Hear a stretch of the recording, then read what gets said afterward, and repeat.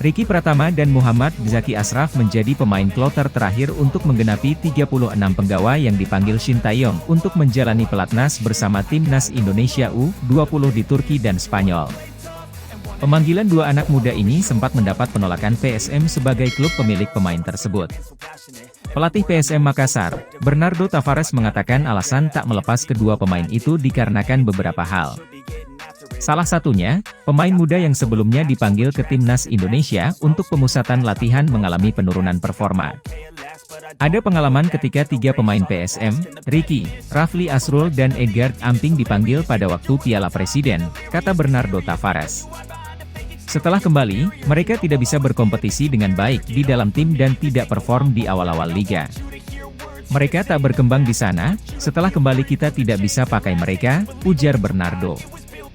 Alasan arsitek asal Portugal ini memang masuk akal. Sebagai pelatih, dirinya ingin siapapun pemain PSM yang dipanggil timnas Indonesia tetap terjaga performanya. Dia bermaksud anak asuhnya bisa tampil stabil dan memberi kontribusi untuk timnas dan klub PSM. Bernardo berkehendak pemain PSM akan dipanggil timnas Indonesia, bukan hanya mengikuti TC.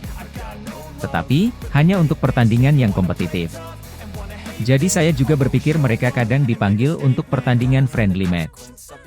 Padahal setelah ada pertandingan kompetitif, mereka tidak dipanggil. Mereka sudah tidak berkembang di sana, setelah kembali kita tidak bisa pakai mereka, pungkasnya.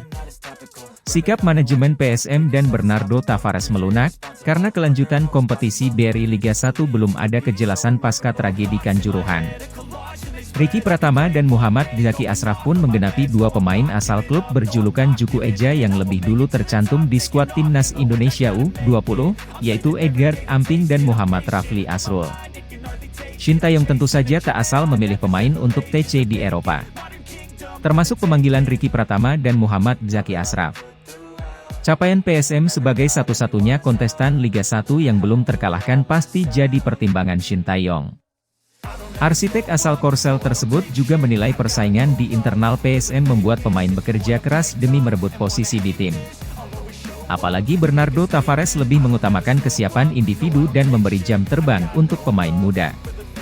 Pada BRI Liga 1 2022-2023, Zaki Ashraf telah 14 kali merumput dengan rincian 10 laga Liga 1 dan 4 di pentas Piala AFC.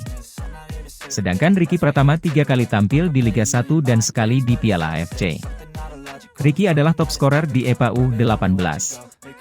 Perjuangan striker PSM Ricky Pratama tembus skuad Shin Tae-yong tidak mudah, ini deretan pesaingnya. Perjuangan striker PSM Makassar Ricky Pratama untuk menembus skuad utama Shin Tae-yong tidak akan mudah dengan pesaing yang berat.